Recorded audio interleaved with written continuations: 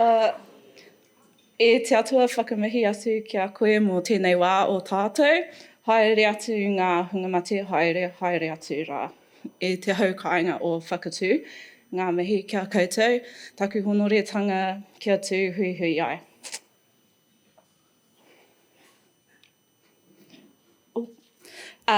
Ki te taha o tōku pāpā, ko wāhanga me taruera ngā maunga, ko te moana i ka taina a te rangitakaroro me tangiwa o te atua ngā moana, ko te aroa te waka ko Ngāti Tarawhai me tūhaurangi ngā iwi, ko Nuri tōku pāpā.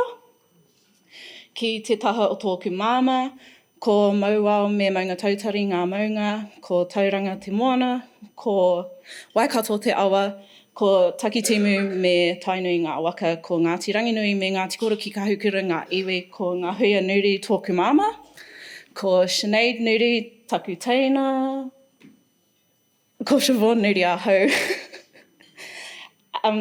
Kia ora anō tātou. I'm a student at the University of Waikato, studying the early life history stages of our glass eels, or the baby stage of our tuna. And my project is in collaboration with Ngāti Awa and is funded by Niwa, MB, Doc, and I was fortunate enough to be the recipient of the Te Wai Māori Scholarship last year and this year.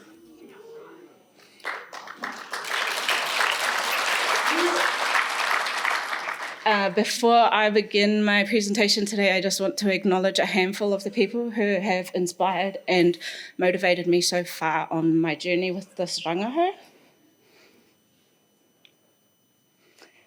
So in New Zealand, we have 3 species of tuna, our endemic longfin, our native shortfin, and the occasional visitor, the Australian longfin eel. As was kind of said earlier, they have their life cycle needs both the moana and the rivers or freshwaters. So they begin their life in the ocean as eggs, and these eggs hatch into leaf-shaped larvae called leptocephali, which float on ocean currents. When they reach our continental shelf, they metamorphose or change shape into what we know our eels to look like, but are see-through, called glass eels, and these actively swim towards our rivers and estuaries. Once they've acclimated in our freshwater, they develop quite a lot of pigmentation and they become alvas, and these alvas then penetrate further inland where they grow up into our adult tuna. When they're ready to migrate, their head shapes will change and their eyes change colour, and they stop eating, and then they make their way out into the Western Pacific Ocean where they lay their eggs and die. Climate change is a big threat to our taonga species. This graph on the left is showing how the ocean is predicted to warm by 2090. It's around 2.5 to 3.5 degrees, varying around the country, but we don't know how this will impact our eels as there's no long-term monitoring of glass eels in New Zealand. The graph on the right is showing the Eastern Australian current. So along the east coast of Australia, it's strengthening, and across the Tasman, it's decreasing. We think this is what they use to get to New Zealand, so if the current ceases, then we may no longer have tuna returning to New Zealand. Globally, glass eel numbers are going down, and it's been attributed to changes in the marine environment, but in New Zealand we don't know because we have no long-term consistent monitoring of them. So I'm just going to talk to you guys today about my PhD. The first chapter is trying to understand what environmental cues our tuna use to come up our rivers. The second chapter is I try and use the air bones, or they're called otoliths, to age them and figure out when they were born and how they grow in the ocean. And then the third chapter is trying to find where their spawning grounds are and what routes they use to get back to Aotearoa. So my study happens on the Rangitāiki River. It's the longest river in the Bay of Plenty. We set 3 modified fyke nets, one behind each other, for half an hour, and it looks like we're doing nothing, but we are learning about the stars, guys. And then after the half an hour, we'll pull in the nets and identify everything to species, and then count everything as well, and then reset the nets. So originally I was sampling on new and full moon phases, but mana whenua wanted to know how the maramataka would influence catches, so I increased the frequency of my sampling. And this fieldwork happens at night, anytime between 5 p.m. and 5 a.m.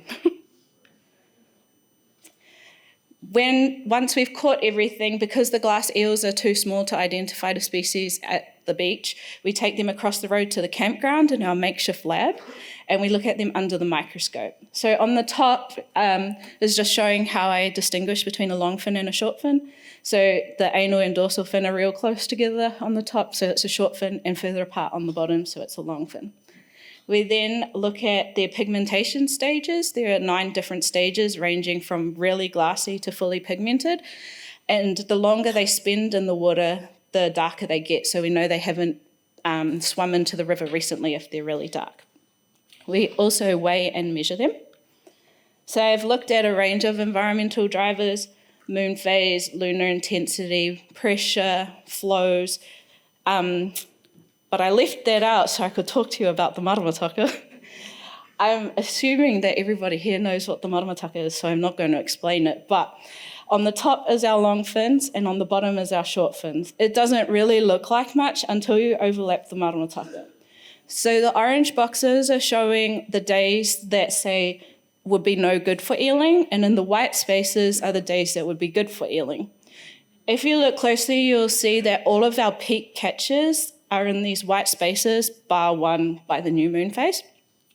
So it's really cool to see that our mātauranga is still predicting when our tuna will be coming up the rivers, and I think that's just a really special part of my rangaho so far. My second chapter is looking at their otoliths. They're in these purple circles. They're the little bones by their ears, and they're like tree rings, or tree trunks. So they have a ring, except instead of being one for every year, it's one for every day. So I removed the otoliths from the glass eels with a tiny, tiny paintbrush. You know those paintbrushes where you're like, what would you ever paint with that? You take out the otoliths and you clean them with those. And then you put it in a special kind of glue on some glass sides and you polish them, and it'll reveal rings like this. So let's play a game. I have 2 questions for you guys to provide context on the size of the otoliths that I work with, and there's a chocolate fish for each of the winners. So the first question is, how many otoliths do you think I would need to line up from top to bottom on a 10-cent piece coin? And we'll make it a hot and cold game, so we're not guessing all day. Does anybody have a guess? Yep. Way, way higher. A little kind of bit lower. That's actually pretty close, 694. I'll just give it to you because it's 707. So you would need 707 otoliths to line up in a row for it to be the length of a 10-cent coin. Can the lady in the... Yep, standing up. Okay, and just to compare, a 10-cent coin is 20.5 millimeters, and the diameter of a otolith is 0.029 millimeters. The next one is, how many otoliths would I need to weigh the same as an ant? Think way lower than 700 this time. Does anybody have a guess? 100. This is pretty close. I'll just give it to you too, because no one else is sticking up their head. It's 125. So once I've polished the otoliths, I etch them with some acid and look at them under a scanning electron microscope, which is this big microscope up here. And the image on the right is what it looks like. So what I can do is count all of those rings to figure out how old the tuna is, and then go to the date that I caught it and count back that many days to figure out when it was born in the ocean. Then I can get the image of the whole otolith, kind of like this one here, and I can measure the distance between the rings. How do you make the pointer work? Oh, yes. So for this ring here, you can see it's quite fat, and the next one is quite small. So I can go back and look at the environmental data from those days and try and figure out why it grew so much on one day and why it only grew a little bit the next day. So we don't know where their spawning grounds are. We think that the purple circles are where the shortfin spawn and the green circles where our longfin spawn. The purple stars are where we've seen larvae of shortfins, but we've never seen a larvae of a longfin. So these proposed spawning grounds are based off of tags that have fallen off of migrating females, which are what the 4 triangles are for. So I use a laser, if you want to know the real fancy name, it's up there. But you cut a transect along the otolith and it'll give me a chemical signature from between each of those rings. So every day I'll get a reading and then I can use that chemical data with the stuff that I get from their tissues to try and match them up. And the values change as they swim through different water bodies or different water masses, which is what this graph on the right hand is showing. So I'll hopefully be able to see what waters they swim through to get to New Zealand. There's been a lot of cool stuff that has come from my project. This is not necessarily related to the PhD, but we've done a lot of work with the kura in schools along the river. We've gone into the schools and held little workshops with them. Children have come down to the river to help us. Teachers have come and taken videos and photos and interviews to take back to their classes to teach everybody. And then we've been lucky enough to be invited back to the schools so that the children can share all of the work that they've done, show us their artwork that they've created, and ask us any questions that they might still have.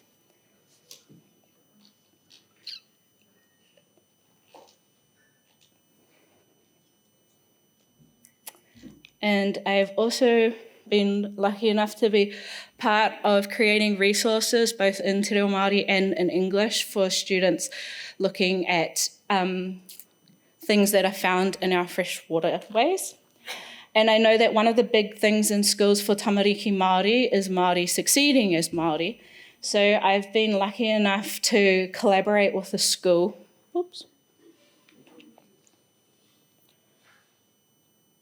To provide information and resourcing about tuna to strengthen science, structured literacy, reading, writing, and to spark curiosity in the local curriculum. Tuna are an example of context that tamariki Māori can relate to either as kaitiaki of their iwi or taonga species, bringing the as Māori perspective into their learning. As a result of these resources, the school decided to revision and rebrand their school story based on the life cycle of the tuna, therefore adding another dimension of Māori as Māori at the same time as educating all other staff and students in the school. If you're filming this or taking photos, can I ask you to not for these next couple of slides? I'll explain on the next slide because they haven't released these new logos and I don't want to be the ones that steal their thunder, sorry. So this is the spark from the local curriculum presenting itself in the form of a school revisioning. Historically, this is a mainstream school, is on land that was historically a large lake that was filled with eels. At the moment, or until a few weeks ago, their school is named after trees and animals that were not necessarily found in the area.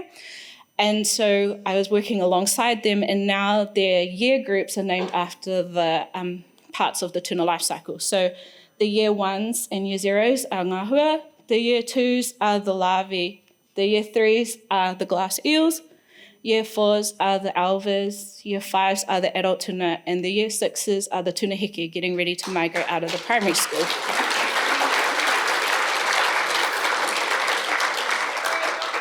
At this school, there are, I think, 11 buildings, and each of the buildings are associated with the year levels.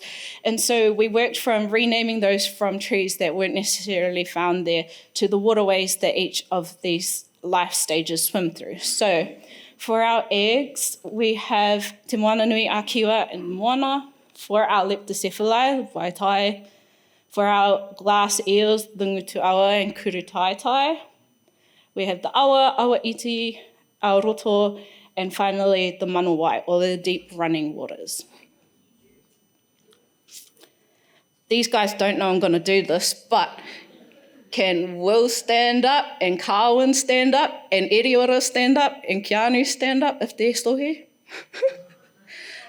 So these guys have been helping me out with my fieldwork if there's anyone else who helped out that I forgot, you can stand up too.